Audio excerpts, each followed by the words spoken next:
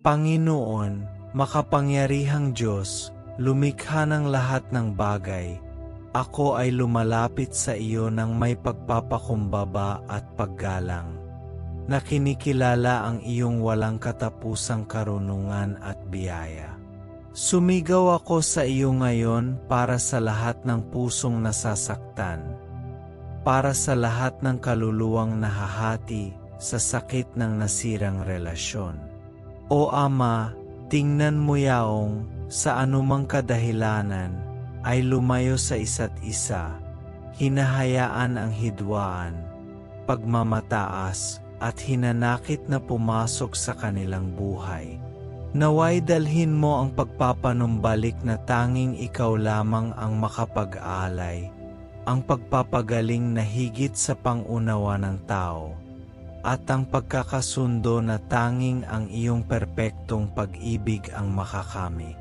Panginoon, alam namin na sa pagiging komplikado ng mga relasyon ng tao, madalas naming hinahayaan ang aming sariling mga kabiguan, sakit, at hindi pagkakaunawaan na lumikha ng mga hadlang sa pagitan namin at ng mga mahal namin.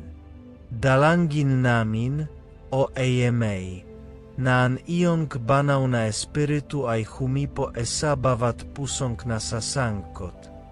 Pinuputolan MGA tanikawa NG kapaitan ate alishin an MGA gapos na nabuo NG pagmamataas. Naway psilon pumasok ng iyong kapangyarihang makapagbabago sa bawat sitwasyon. Nanalusaw ng malalim na sakit na naipon sa paglipas ng panahon. Naway psilon ibuhos ng iyong walang pasubaling pakibig sa bawat bahagi ng relasyong ito, na nagpapahintulot na magsimula ng kagalingan. Panginoon, sumisigaw ako samgea nahihirapang magpatawad. Alam namin na ang pagpapatawad ay isang mahirap na pagpipilian, at kan minsan ang sakit ay napakasakit na hindi namin maisip na iwanan ay tiyo. Ngunit ikaw, Panginoon, ang Diyos ng habag at pagpapatawad. Turuan mo kami, O Ama, na magpatawad gaya ng pagpapatawad mo sa amin. Nadudurog nito ang naninigas na puso, nakakatunaw ng lamig at nag-aalis ng sama ng loob. Buksan ang aming mga mata upang makita na ang pagpapatawad ay hindi isang kahinaan, ngunit isang salamin ng iyong biyaya, at na, sa pamamagitan ng pagpapalaya sa iba, kami ay pinalaya din tulungan kaming hindi maging mga bilanggo ng nakaraan, ngunit upang lumakad sa kalayaan na inaalok ng iyong pag-ibig, na nagpapahintulot sa pagpapatawad na maging unang hakbang tungo sa ganap na pagpapanumbalik. O Banal na Espiritu, mang-aliw at patnubay, nananawagan ako sa iyo na maging tulay sa pagitan ng mga nagkahiwalay. Naway ikaw ang maging balsamo sa bukas na mga sugat at hininga ng kapayapaan sa mga pusong hindi mapakali. Ito ay nagbibigay inspirasyon sa bawat tao na maghanap ng pagkakasundo ng may katapatan at katapangan, kahit na ito ay tila imposible sa mata ng tao.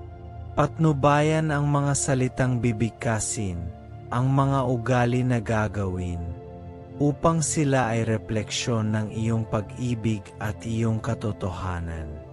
Tulungan kaming isantabi ang pagmamataas na humahadlang sa amin sa unang hakbang, at punuin kami ng iyong karunungan upang malaman ang tamang oras para magsalita, makinig at kumilos ng may habag. Panginoon, kami ay sumisigaw upang ang iyong presensya ay madama sa bawat relasyon sa krisis. Naway lumiwanag ang iyong liwanag sa dilim ng hindi pagkakasundo at kung saan may kalituhan, ikaw ang maghahatid ng kalinawan. Naway alalahanin ng mga puso ang iyong utos na ibigin ang isa't isa, at ang pag-ibig na ito ay mabago, hindi sa pamamagitan ng lakas ng tao, kundi sa pamamagitan ng iyong banal na kapangyarihan. Ama, naway ang bawat salita ng hindi pagkakasundo ay mabura ng iyong kapayapaan at ang mga salita ng panghihikayat, suporta at pagpapatibay sa isa't isa ay umunlad sa lugar nito, kung saan naayos na ang paghamak at pagpuna. Naway manaig ang kabaitan at pasensya.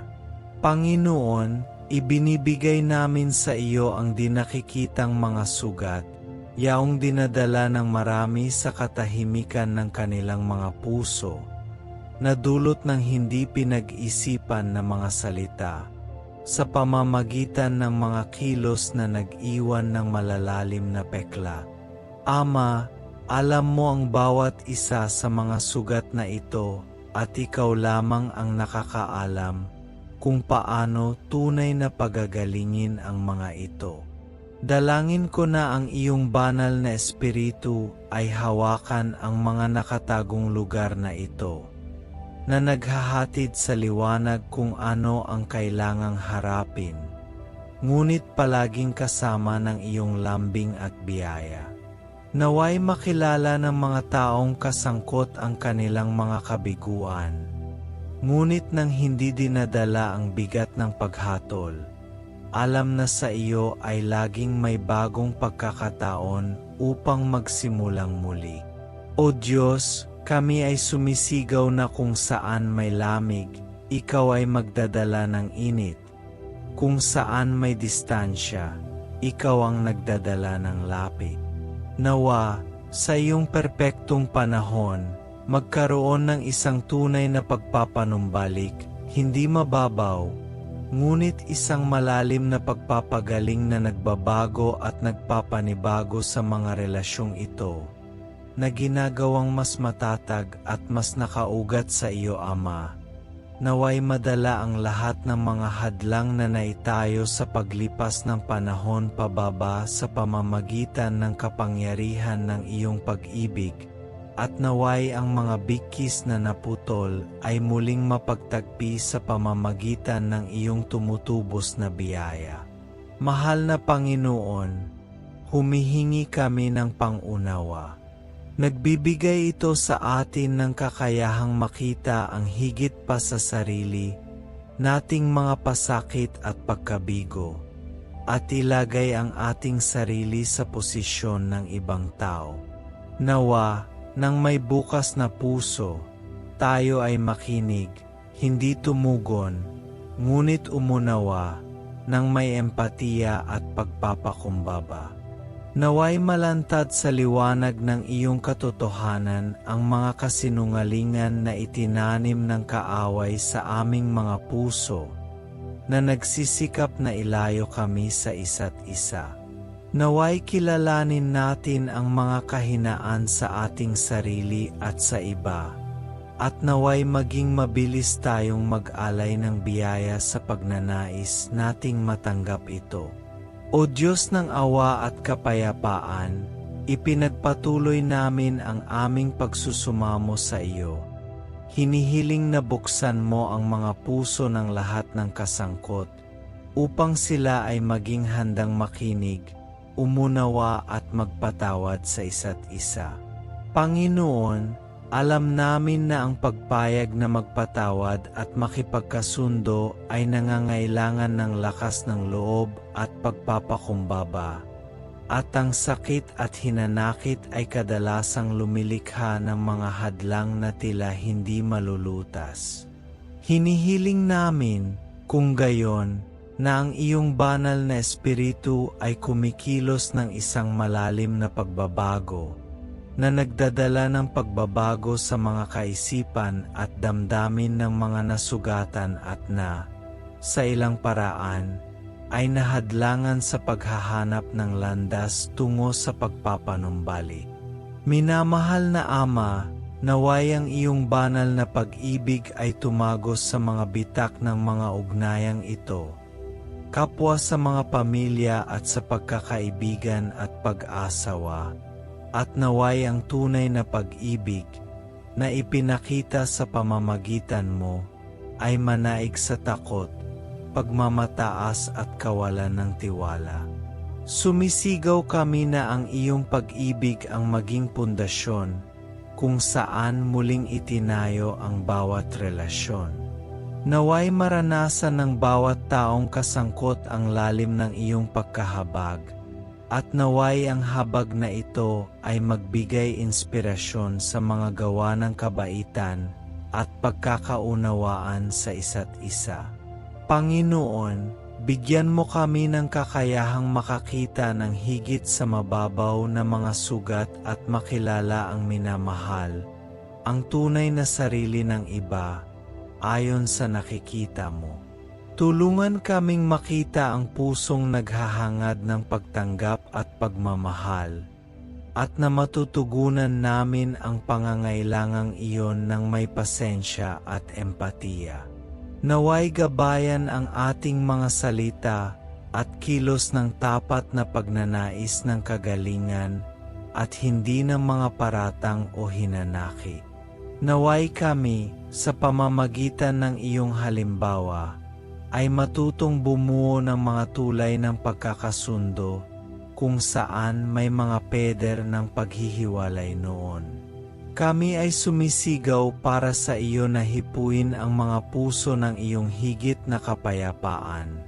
Ang kapayapaang iyon na higit sa pangunawa ng tao at nagpapakalma sa panloob ng mga bagyo. Na kung saan may pagkakahati, madadala mo ang pagkakaisa.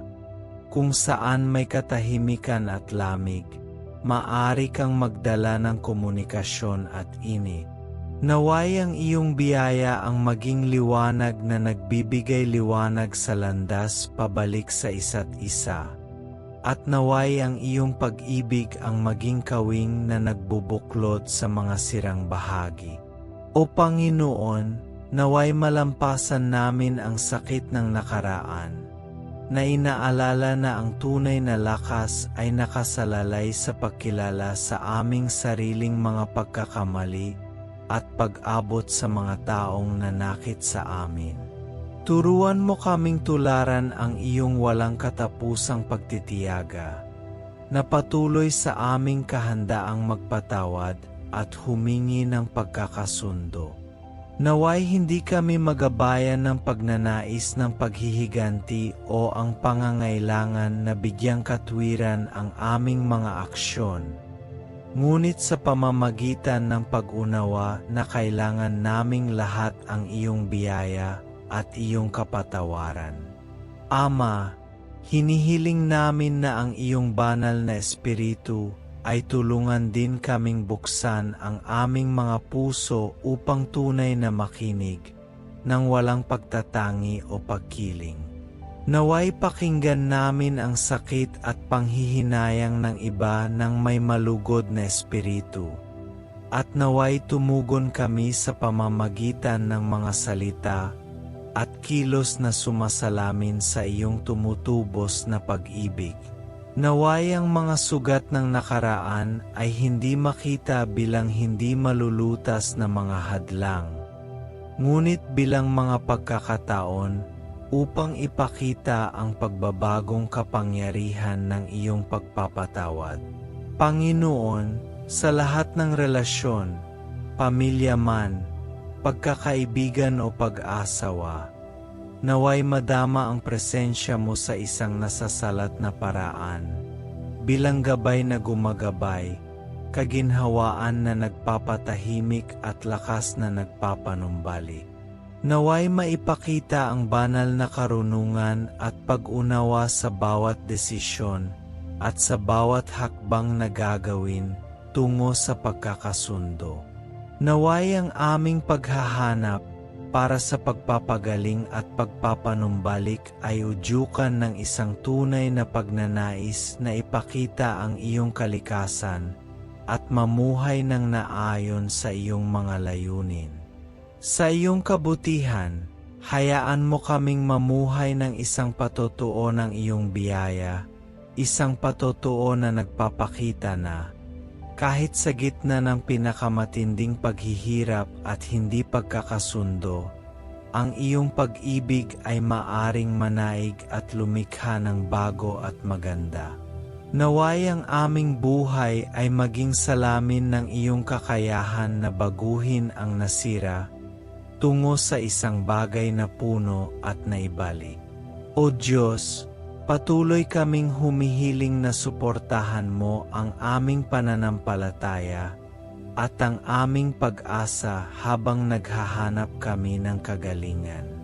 Naway ang bawat maliit na hakbang tungo sa pagkakasundo ay maging salamin ng iyong gawain sa aming buhay, at naway magpasalamat kami sa bawat tanda ng pag-unlad, bawat kilos ng pangunawa, at bawat sandali kung saan nararanasan ang iyong kapayapaan.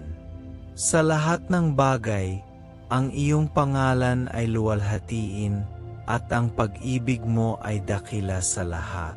Amen.